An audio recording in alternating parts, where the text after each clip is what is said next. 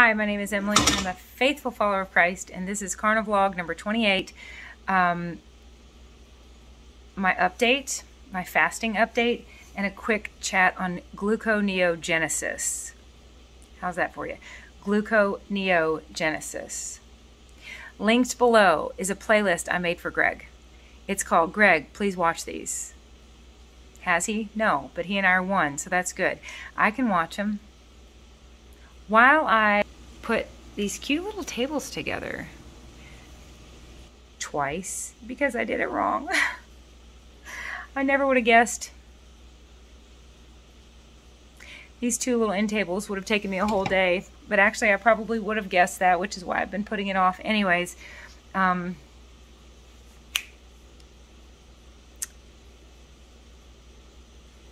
word to the wise.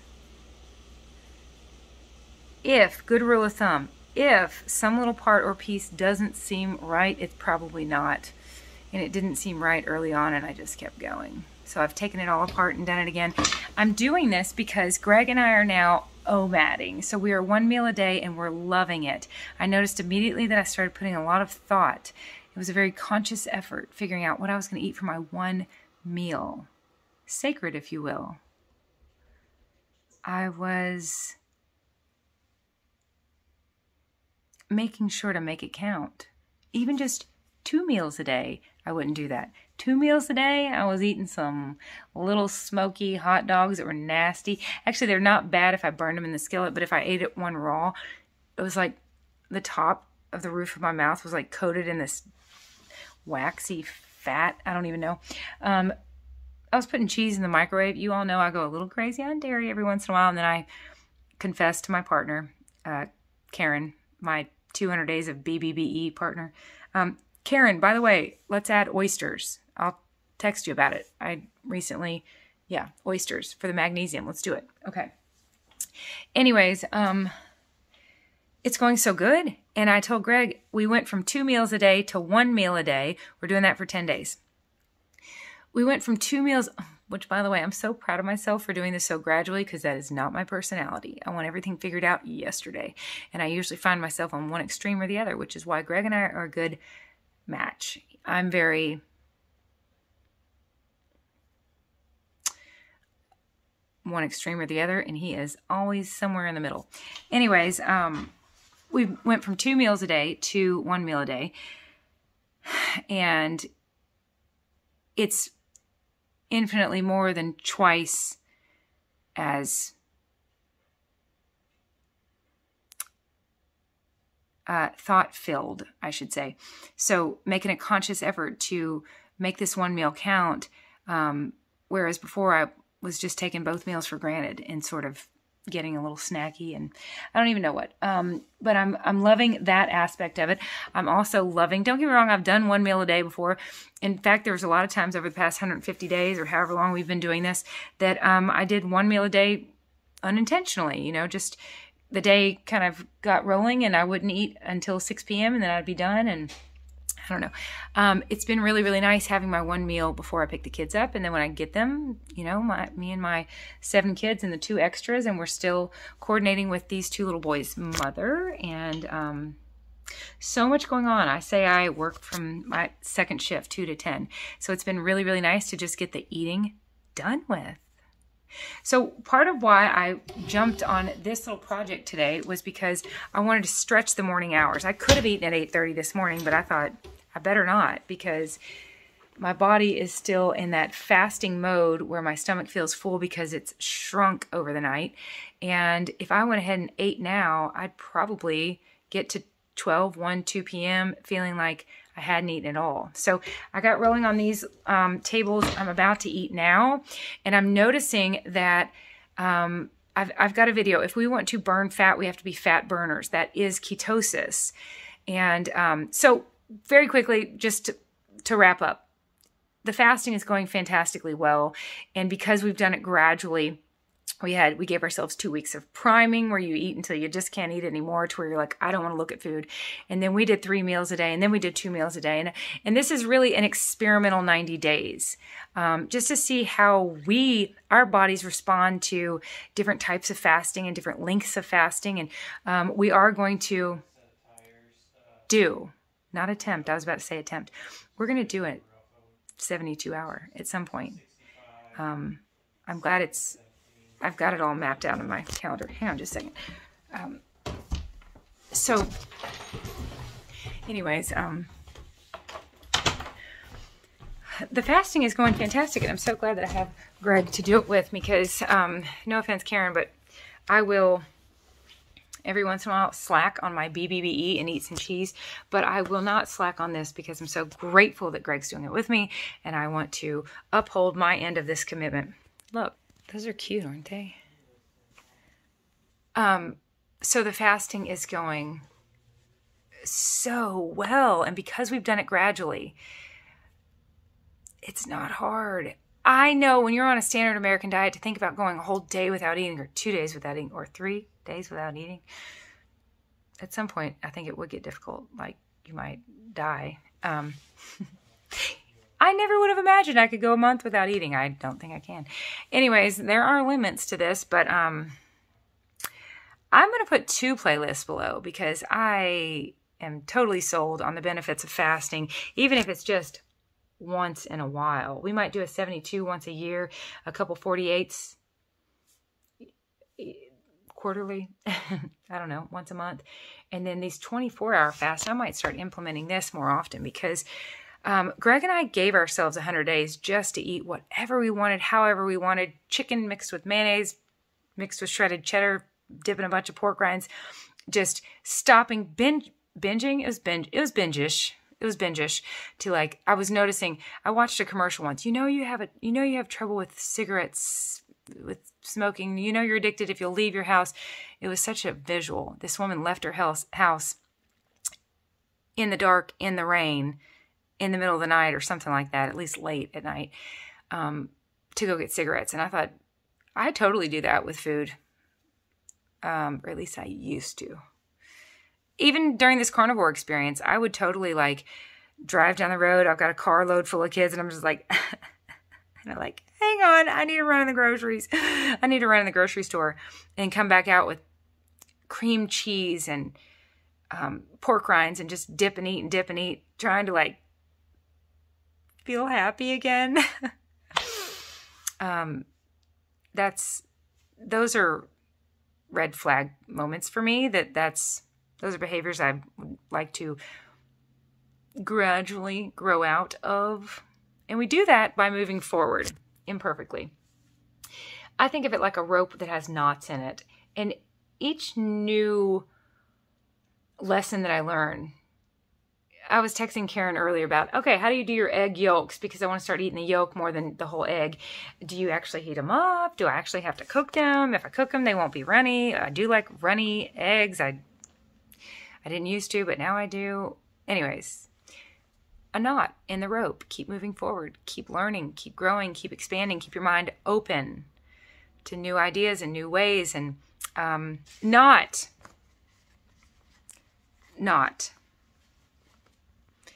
to new definitions of reality. Let's don't keep our mind open to that. I'm a realist. I like to operate in reality. Not to new ways of making our way to heaven. There's a couple things I want to have a very narrow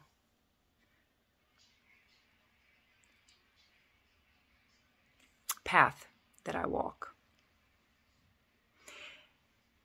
Jesus is the gate and the only path. He's the way, the truth, and the life. But I digress.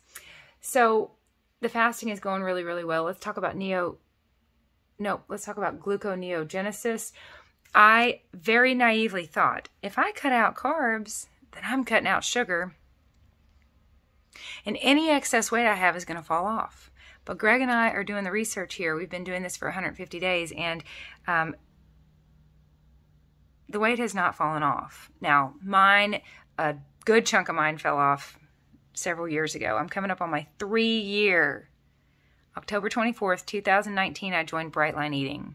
I'm coming up on 3 years of having lost the weight and kept it off. And when I say weight, I mean the heavy weight of being obese and hopeless. I have put back on some body mass, some muscle, some fat, and I'm so glad because I got thinner than I wanted to be. Very naively, though, when we started carnivore, we thought, wow, okay, you get your calories. Every single calorie on the planet that you could ever consume is going to come from one of 3 places: protein, fat, or carbohydrates. Every single calorie is made up of one of those three things. A gram of carbohydrate is 4 calories. A gram of protein is 4 calories. A gram of fat is 9 calories. I believe I got that right. That's why butter would be what you want to take if you think you're going to be stranded and starving, because it's calorie dense. Each gram gives you 9 calories versus 4 from a carbohydrate or protein. I mistakenly thought that if I cut carbs out of my life and just ate protein and fat, that I would be cutting sugar out of my life. And that is not true. And what's really amazing is that God has allowed me to experience what it felt like before I understood the science behind it. So I can attest to what I'm learning lately that's going to be linked below. It's just like you take Carnivore 101 and then you find yourself in Carnivore 201. There's a lot to learn. And it can be so daunting and disappointing to think, I just want this to be simple. But sometimes things are more complex, and these bodies we're in are absolutely amazing. And there is much troubleshooting to be done because, like I told Jill earlier, I tell you what, us humans, we take a good thing and typically ruin it. So, and again, that goes back to Adam and Eve. It's all spiritual. Are you starting to catch that? Everything we can see and hear and experience, there is a spiritual parallel taking place. But I digress. So, I thought I cut out carbs, so I cut out sugar. No, I did not. Because unbeknownst to me at the time, my body takes protein, your body takes protein, our bodies take protein, and our kidneys turn it into sugar. I think it's our kidneys. I don't know. It's some organ. There is some organ in our body, kidneys, that turn protein into glucose, OSE, sugar. No wonder at the beginning of this carnivore journey, when I was loading up on some protein, and I mean protein, tons of scrambled eggs, tons of red meat, tons of beef, tons of protein, beef sticks from the gas station, just as much protein as I could get my hands on, very naively thinking it's muscle, it's going to build muscle, which I have gained some weight and I am glad. Not really since carnivore, but since getting off Bright Line Eating. Whew. That was like holding my breath, and I just could not hold my breath any longer. It felt like, you know what? It was so much. I'm gonna share this little side note. It felt like following that program, it was so much mental gymnastics, which I'm skilled at. I have a bachelor's in behavior modification and a master's in leadership, basically, special education and administration. I'm able to modify behavior. I'm able to retrain my brain and see things differently and reach goals. And it was my goal while I was on that program to manage so much hunger. And I did. And it did remind me of what I would imagine some people struggle with, anorexia. Constantly managing hunger. And that's why this is such a godsend. This carnivore way of eating is such a blessing. Because I don't manage hunger anymore. I squash it with fatty meat. It's so delicious. I have not broken the fast yet today. I ate yesterday at about noon. I don't even know. It's been over 24 hours and I'm really looking forward to eating.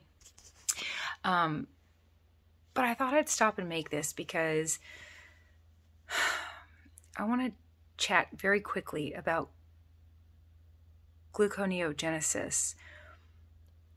Long before I knew what gluconeogenesis was, I started noticing that I would eat a ton of protein and then feel jacked up on sugar. I would feel the way sugar used to make me feel, where you almost feel on edge or shaky or like almost like an internal, I don't know how to describe it. It's very difficult for me to describe it. Lord, please help me describe this. Please help me put this into words. Almost like an internal tremor or vibration of elevated blood sugar. Maybe that's it. To be jacked up on sugar feels like you have elevated blood sugar. That's not very descriptive, but where I just feel wired, almost like similar to the way it feels when you have anxiety, like an internal fluttering. It's just elevated blood sugar. And when I started learning about gluconeogenesis, I thought, well, my gosh, that totally explains it. Gluco, as in glucose, as in sugar. Anything OSE is sugar. Neo, as in new. Genesis, as in created. So our bodies take all that protein and they, from all that protein, create sugar. Now, I believe we need protein. I believe that wholeheartedly. Please enjoy these playlists below. One on fasting and one on this whole ketosis, meaning you're in fat burning mode, and gluconeogenesis. We want to be in fat burning mode, muscle building mode. And I'm not even going to say unfortunately, because I'm grateful for this education. You know, I'm grateful to have positive, productive things to think about, because I see people that aren't racking their brains trying to figure out gluconeogenesis, and they seem like they are losing their minds because they have too much time on their hands. I won't go into detail, but I've been entertaining myself as I put these tables together, listening to all sorts of the nonsense taking place in our world today in 2022.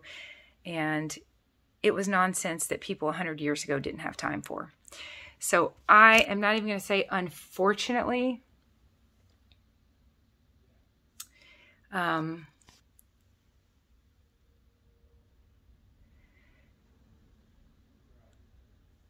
This has been such an education because I'm grateful for it. For one thing, it has connected me to so many of you.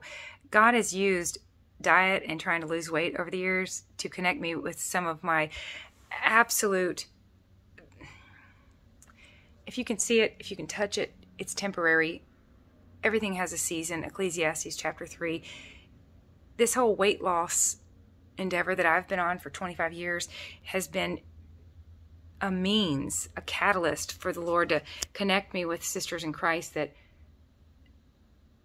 now our relationship is so much more beneficial than so simply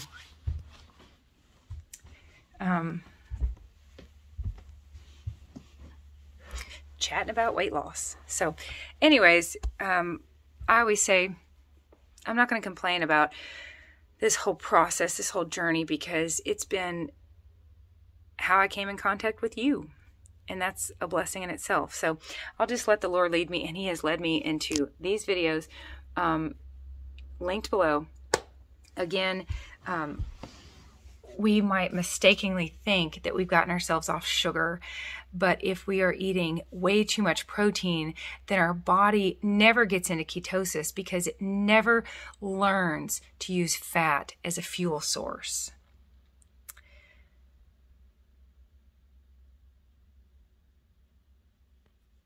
I find it very interesting.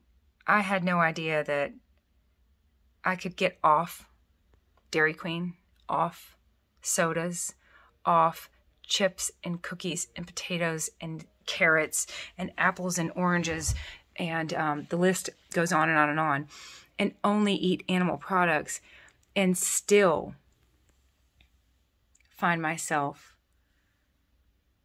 with elevated sugar levels. And I am not currently, I have a glucometer, Keto Mojo. I love it. It's great, but I've packed it away because it's too much information for me right now with everything we have going on. I'm just going off on, I'm going on how I feel when I eat a ton of protein and how my pants fit. I can tell my body's not burning up tons of fat. So I'm highly motivated to up the fat and decrease the protein. That's it. I just wanted to give a quick update on how well the 90-day fast is going. It's all data. It's all data. Greg eats tons of dairy. I keep teasing him after these 90 days. If you don't have the six-pack I'm after, I'm going to take dairy away from you. I'm kidding. Sort of. But the main thing is that we all just keep moving forward. Grab the next knot on the rope. Just keep moving forward. Keep learning. That's how we don't go back. You all have heard me say so many times that when I used to be a youth minister, I would say that as long as we're human, we have to keep our hands on the wheel and stay engaged. As soon as we let go, we are invariably and inevitably, without fail, going to default. And if we have neural pathways laid with regards to any type of addiction, we will default back there. So count it all as forward motion. It's never 2 steps back. I could move forward and gain weight, but it's an education that I'm grateful for. So I am highly motivated to up the fat, decrease the protein, but also eat something that sounds delicious. And I have not quite figured out what that will be for today. I don't think I'm quite ready for